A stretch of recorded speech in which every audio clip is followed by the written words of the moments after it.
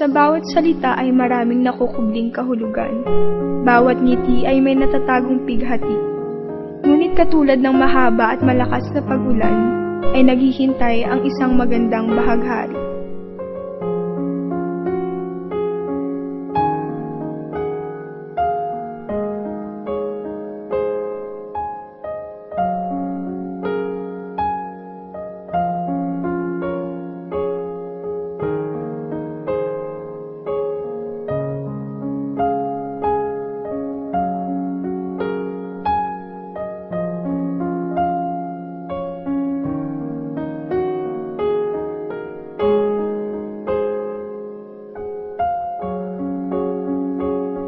Ang bawat umaga ay tinuturing kong simbolo ng panibagong pag-asa. Pag-asa na naway nananatiling buhay sa puso ng bawat isa, sapagkat ang buhay ay hindi madali. Maraming kabiguan tayong nararanasan na tulad ng bagyo at pagbaha ay nag-iiwan ng sakit at pighati sa ating mga buhay. Ngunit ang mga ito ay sadyang dinisenyo upang tayo'y matuto at higit na maging handa at matatag sa pagharap sa panibagong bukas.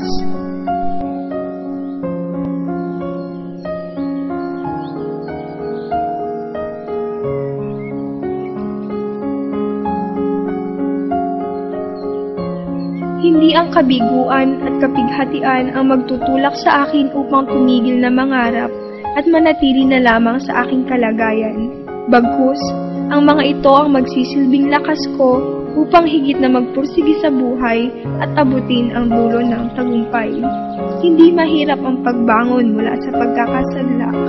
Hindi mahirap kung ang lakas ay magmumula sa iyong sarili. Ngunit higit na magiging magaan ang pag-ahon kung ang lakas na mayroon tayo ay magiging lakas din ng ibang nanghihina.